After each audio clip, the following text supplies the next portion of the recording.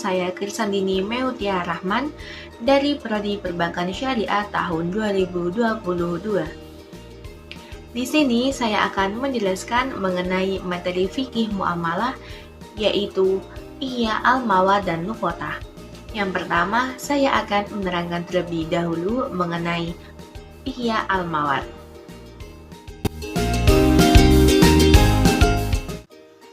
Slide pertama adalah pengertian ihya al-mawad. Ihya memiliki arti menjadikan sesuatu menjadi hidup, sedangkan mawad memiliki arti sesuatu yang tidak bernyawa. Jika digabungkan artinya adalah tanah yang terbebas dari hak kepemilikan yang terlindungi. Dimaksudkan tanah yang belum pernah dikerjakan oleh siapapun, berarti tanah tersebut belum dipunyai orang lain atau tidak diketahui siapa yang mempunyai tanah tersebut. Sedangkan untuk syarat ihya al-mawad itu ada dua. Yang pertama, tanah masih bebas, artinya tanah yang dihidupkan belum berlaku kepemimpinan atau belum dimiliki oleh orang lain. Yang kedua yaitu muslim, artinya pihak yang menghidupkan tanah tersebut adalah seorang muslim, sehingga orang kafir tidak diperbolehkan menghidupkan lahan di negeri orang muslim. Sedangkan untuk hukum ihya al-mawad, mazhab Syafi'i mempunyai pendapat. Beliau mensunahkan ihya al-mawad sebagaimana dalam sabda Rasulullah SAW yang berbunyi, barang siapa yang membuka tanah yang mati, maka ia akan mendapatkan pahala, dan tanamannya yang dimakan akan menjadi sedekah.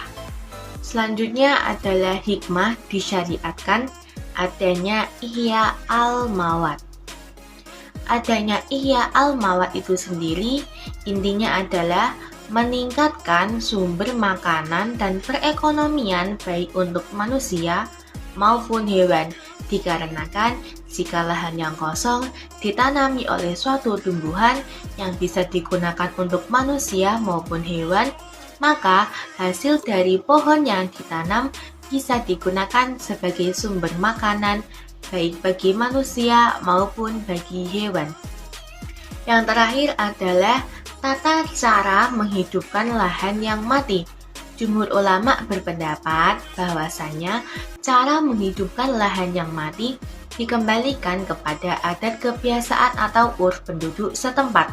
Hal yang dilakukan oleh penduduk setempat menunjukkan penghidupan lahan yang mati, maka hal tersebut sah. Contohnya, menggali sumur di lahan yang mati, membangun pagar di sekeliling tanah, menanam pohon di sekitarnya. Selanjutnya, kita akan memasuki materi yang kedua. Materi yang kedua yaitu adalah luqatah.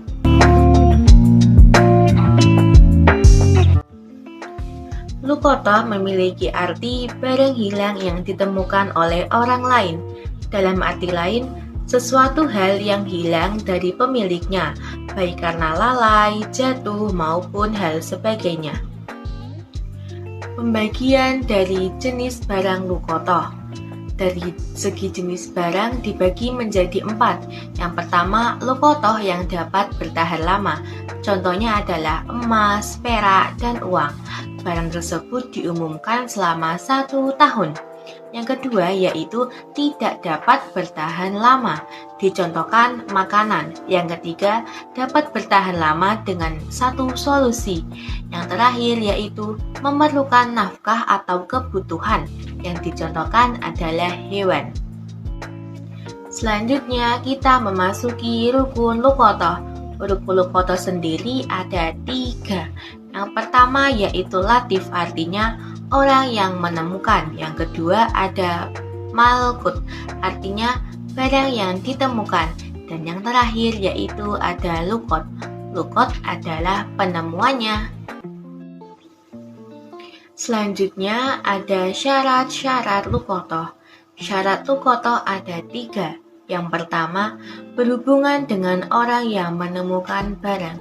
Orang yang menemukan barang Lukotoh, syaratnya adalah orang tersebut muslim, mukalaf, adil, dan merdeka. Yang kedua, persyaratan yang ditemukan dengan benda yang ditemukan. Yang terakhir yaitu persyaratan yang berhubungan dengan benda penemuan. Kita masuk ke hikmah dari Lukotoh. Yang pertama, menyelamatkan dari kerusakan atau kehilangan sehingga pemilik tidak mengalami kerugian atau barang tersebut habis secara cuma-cuma. Yang kedua, penemu dapat mengambil manfaat dari barang temuannya. Artinya, jika barang tersebut tidak ditemukan pemiliknya, maka penemu bisa mengambil manfaat dari temuannya. Yang terakhir yaitu menerapkan sikap ta'awun. Jika ketemu, maka penemu sudah menerapkan sikap ta'awun atau tolong-menolong karena si penemu sudah membantu seseorang yang telah kehilangan barangnya dan barang tersebut akhirnya kembali ke pemiliknya. Lalu contoh dari Lukotoh itu adalah Fulan. Fulan menemukan HP di jalan. Tak berselang lama datang seorang Laila mengakui bahwa HP yang ditemukan Fulan adalah HP milik Laila. Laila sudah menyebutkan ciri dan spesifikasi yang tepat terhadap HP tersebut.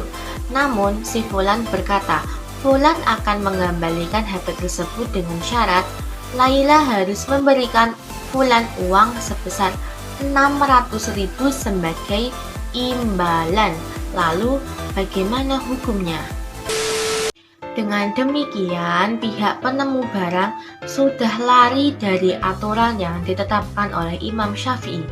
Imam Syafi'i menyatakan, apabila datang kepadamu seseorang yang menyatakan bahwa itu adalah miliknya dengan menyebutkan ciri-ciri atau bendanya, apabila tidak cukup boleh membawa saksi dan tidak boleh memberatkannya. Maka dari pernyataan tersebut, Fulan telah melakukan pemberatan terhadap Laila, maka itu tidak boleh. Telah tibalah kita di ujung presentasi pada materi kali ini. Terima kasih sudah menyaksikan presentasi saya pada kali ini. Kurang lebihnya saya mohon maaf, kritik dan saran akan saya terima. Sampai jumpa di presentasi selanjutnya.